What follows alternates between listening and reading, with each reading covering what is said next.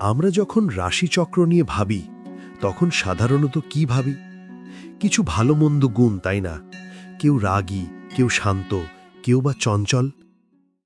কিন্তু যদি আমি বলি রাশিচক্রের 12টি রাশির মধ্যে এমন একটি রাশি আছে যাকে শুধু সাধারণ গুণ বা দোষ দিয়ে মাপা যায় না, বরং তাকে বলা হয় একটা জীবন্ত অদৃশ্য শক্তি। হ্যাঁ, কন্যা রাশি বা ভার্গ। আমি আপনাকেই বলছি। আপনি কি নিজেকে খুব সাধারণ মনে করেন? ভাবেন আমি তো শুধু খেটে মরছি, আমার কপালে শুধুই দুশ্চিন্তা। কিন্তু আপনি জানেন না, এই মহাবিশ্ব আপনাকে তৈরি করার সময় আপনার ডিএনএতে এমন কিছু সংকেত লুকিয়ে দিয়েছে যা আপনাকে বাকি 11টি রাশির থেকে সম্পূর্ণ আলাদা করে তোলে। নমস্কার, আপনারা দেখছেন অ্যাস্ট্রো বাংলা 360। তো চলুন শুরু করা যাক। কন্যা রাশির জাতক হওয়া মানে কি জানেন?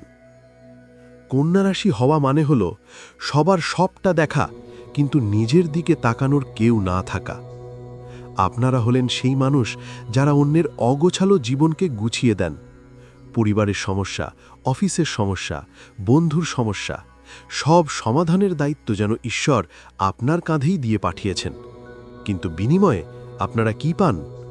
তুমি তো বেশি বোঝো, তোমার বড্ড খুঁতখুঁতে স্বভাব, তুমি বেশি চিন্তা করো। লোকে আপনাকে ভুল বোঝে, তারা ভাবে আপনি সমালোচক, কিন্তু তারা জানে না আপনার চোখ সাধারণ মানুষের মতো নয়। সাধারণ মানুষ যা দেখে না, আপনি তা দেখেন। একটা সুন্দর সাজানো ঘরের কোনায় পড়ে থাকা ছোট্ট ধুলোটাও আপনার চোখে পড়ে। এটা আপনার দোষ নয়, এটা আপনার ব্রেনের গঠন। আপনি বাথরুমে শাওয়ার চালিয়ে একা কাঁদেন, যাতে কেউ আপনার চোখের জল দেখতে না পায়। তারপর চোখ মুছে এমন হাসি মুখে বেরিয়ে আসেন যেন পৃথিবীতে আপনার চেয়ে সুখী আর কেউ নেই। এই যে পারফেকশন বা নিখুঁত থাকার অভিনয়, এটা করতে করতে আপনি ক্লান্ত, তাই না? কিন্তু থামুন, এই ক্লান্তিই আপনার শক্তির উৎস। যে গুণগুলোকে আপনি বা সমাজ আপনার দুর্বলতা বলে মনে করে, আসলে সেগুলোই হলো আপনার সেই অদৃশ্য শক্তির কাঁচা মাল। কিভাবে? চলুন গভীরে যাওয়া যাক। যে কোনো বড় বিল্ডিং যেমন একটা শক্ত ভিত্তির ওপর দাঁড়িয়ে থাকে, ঠিক তেমনি আপনার এই অদৃশ্য শক্তিরও একটা ভিত্তি আছে। জ্যোতিষশাস্ত্র মতে কন্যা রাশির এই ক্ষমতার উৎস আসলে 3টে মূল স্তম্ভ বা পিলারের ওপর দাঁড়িয়ে আছে। ভালো করে মিলিয়ে নিন আপনার স্বভাবের সাথে। আপনারা হলেন ফাঁকা আওয়াজে বিশ্বাসী নন। আপনারা হলেন পৃথিবী তত্ত্বের রাশি। আপনারা চান পায়ের তলায় শক্ত মাটি। আপনার কাছে নিরাপত্তা বা সিকিউরিটি মানে শুধু টাকা নয়, একটা গোছানো ঘর, একটা বিশ্বস্ত সম্পর্ক, একটা রুটিন মাফিক জীবন। এটাই আপনাদের শক্তি। যখনই জীবনে ঝড় আসে, অন্য রাশির মানুষ যেখানে ভেঙে পড়ে, সেখানে আপনি শান্ত হয়ে যান, কারণ আপনার শেকড় মাটির অনেক গভীরে। দ্বিতীয় স্তম্ভটি হল পরিকল্পনা। আপনি হলেন রাশিচক্রের আর্কিটেক্ট। কোনো কাজ করার আগে তার শুরু থেকে শেষ পর্যন্ত পুরো ব্লুপ্রিন্ট আপনার মাথায় তৈরি হয়ে যায়। আপনি যখন কোথাও ঘুরতে যান বা কোনো কাজ শুরু করেন, প্ল্যান এ, প্ল্যান বি, এমনকি প্ল্যান সিও আপনার রেডি থাকে। এই যে ভবিষ্যৎ দ্রষ্টার মতো আগে থেকেই সব ছকে ফেলার ক্ষমতা, এটাই আপনাকে অন্যদের থেকে 10 কদম এগিয়ে রাখে। আর তৃতীয় এবং সবচেয়ে শক্তিশালী স্তম্ভ হল দায়িত্ববোধ। যখন আপনি কোনো কিছুর দায়িত্ব নেন, সেটা সংসারের হোক বা অফিসের, সেই কাজটা যে হবেই, এটা সূর্য ওঠার মতো নিশ্চিত।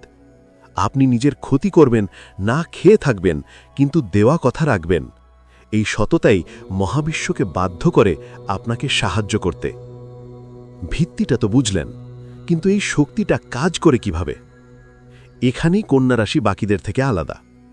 আপনাদের মস্তিষ্ক বা ব্রেন হল একটা ডুয়াল ইঞ্জিন বা 2 ইঞ্জিনের বিমান। একদিকে আছে আপনাদের ক্ষুরধার বিশ্লেষণী ক্ষমতা বা অ্যানালিটিক্যাল মাইন্ড।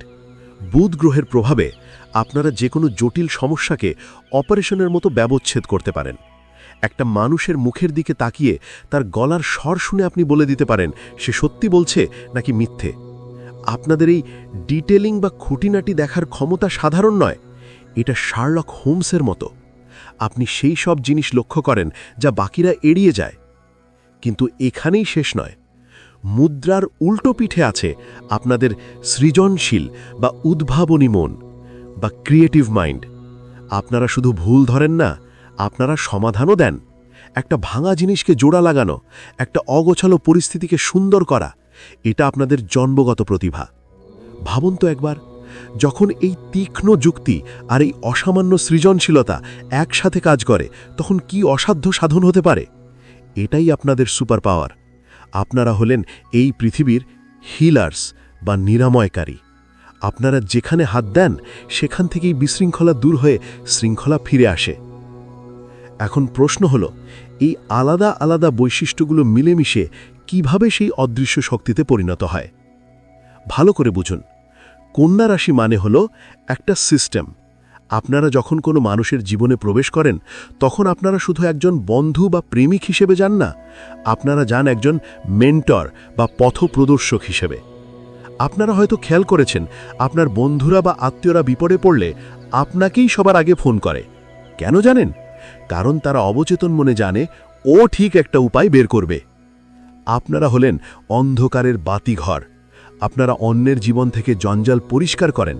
আপনারা না থাকলে অনেক পরিবার, অনেক অফিস তাসের ঘরের মতো ভেঙে পড়ত।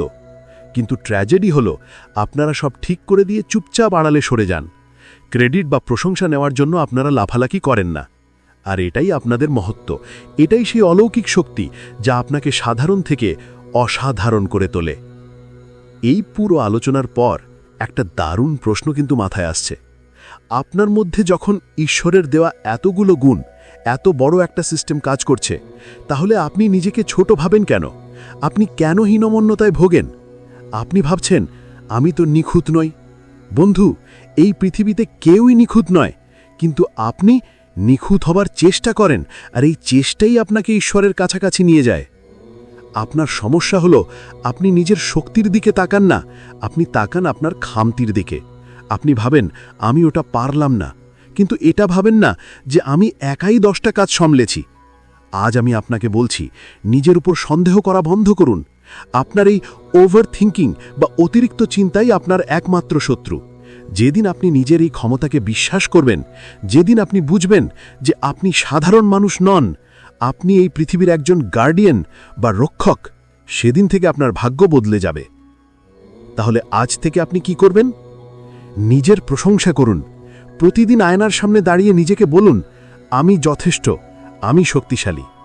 না বলতে শিখুন। সবাইকে খুশি করার দায়িত্ব আপনার নয়।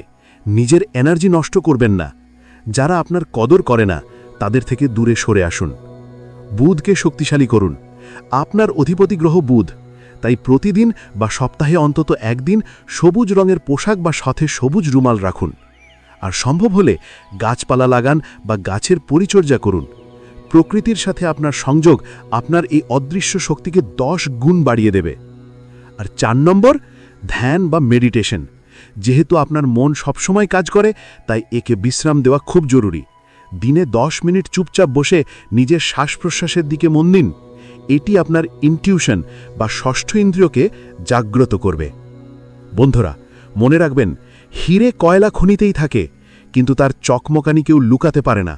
আপনিও সেই হীরে। ধুলো ঝেড়ে উঠে দাঁড়ান। পৃথিবী আপনার এই অলৌকিক শক্তি দেখার অপেক্ষায় আছে। আজকের এই ভিডিওটা যদি আপনার মনের কোনো কোণকে স্পর্শ করে থাকে, যদি মনে হয় আমি আপনার কথাই বলেছি, তাহলে কমেন্ট বক্সে অবশ্যই লিখুন, আমি প্রস্তুত বা জয় মা। আপনার এই একটি কমেন্ট প্রমাণ করবে যে আপনি জেগে উঠেছেন। ভিডিওটা আপনার সেই সব কন্যা রাশির বন্ধুদের সাথে শেয়ার করুন, যারা নিজেদের শক্তি ভুলে হতাশায় ভুগছে। দেখা হবে পরের ভিডিওতে আরও গভীর কোনো রহস্য নিয়ে। ততক্ষণ ভালো থাকুন, নিজের যত্ন নিন। নমস্কার।